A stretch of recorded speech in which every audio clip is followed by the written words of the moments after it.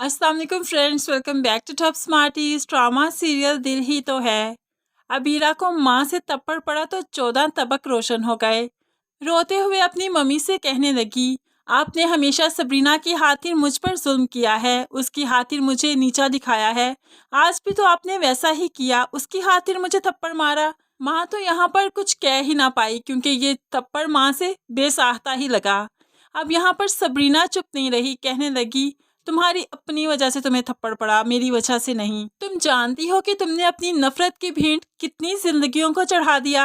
तुम्हारी इसी नफरत, इसी हसद की वजह से कितने लोग अजियत का शिकार हैं, लेकिन तुम्हें इससे क्या। वो जाकर अपनी मम्मी को पकड़ती है और कहने लगी, हमने कभी भी आपसे नफरत नहीं की, इवन के किसी ने कभी आपसे नफरत नहीं की।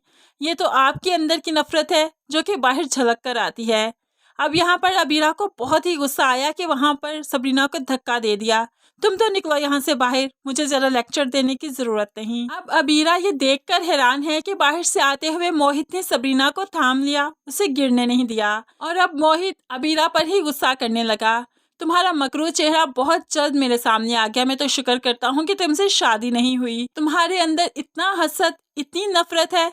मैंने कभी नहीं सोचा था कि जिसे मैं पसंद करूंगा वो ऐसी होगी। मैं तो शुक्र करता हूँ कि मेरी शादी तुमसे नहीं हुई, क्योंकि मैं जब जब तुमसे मिलता हूँ नफरत पहले से ज्यादा बढ़ती जाती है। अब मोहित के मुंह से ये अल्फाज सुनने थे कि अबीरा तो एक पल के लिए वहां नहीं रुकी, बल्कि वो जल्दी से अपने घर आ जाती है, दरवाजा बंद किया और ज़ारों कतार रोने लगी, क्योंकि मोहित से उसे इस सब की तवक्को नहीं थी। लेकिन दूसरी तरफ मोहित को सबरीना पर रहम आने लगा कि हर कोई उसे धुतकार देता है, कोई भी उसे ठीक तरह से बात नहीं करता, फिर भी वो कितनी अच्छी है, हर रिश्ते का मान रखती है, हर रिश्ते का लिहाज रखती है। आज वो सिर्फ सबरीना की अच्छाइयों के बारे में ही सोचने लगा। दूसरी तरफ सबरीना किसी भी हाल में अपनी माँ को तन्हा छोड़ना नहीं चाहती, इसीलिए आज भी अभी भी वो अपनी माँ के साथ ही मौजूद है। उन्हें हौसला दे रही है कि अबीरा बिल्कुल ठीक हो जाएगी, आप टेंशन मत लीजिए। लेकिन अबीरा तो ससुराल में भी अकेली है, कोई भी उसे ठीक तरह से बात नहीं करता, क्योंकि सभी उसकी फितरत से बहुत अच्छे से वाकिफ है। शाम को जब हारून घर आया तो उससे शिकवा करने लगी, मैं अम्मी के घर थी, आप मुझे लेने क्यों नहीं आए। तो यहाँ पर हारून उससे डांटने लगा, ये चोंचने मुझसे नहीं होते, मुझसे तवक्को मत रखना इन चीज़ों की।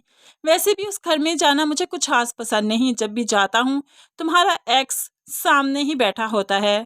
अब ऐसे बात की कि अबीरा को बहुत ही गुस्सा आया, लेकिन वो पी जाती है क्योंकि हारून को कुछ नहीं कह सकती।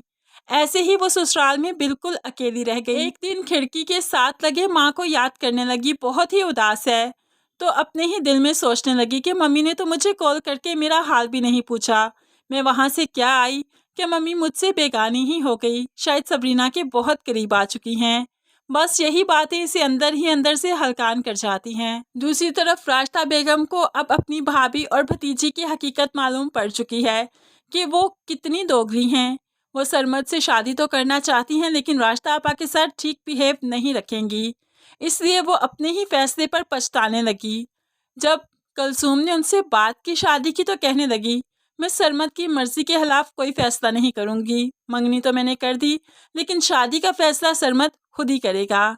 अब यहाँ पर तो कलसूम देखती ही रही और शानसे की भी 14 तबक रोशन हो ही जाएंगे कि सास से पंगा लेने का अंजाम बहुत ही बुरा होने वाला है, क्योंकि हमें ये रिश्ता होता हुआ नजर नहीं आता।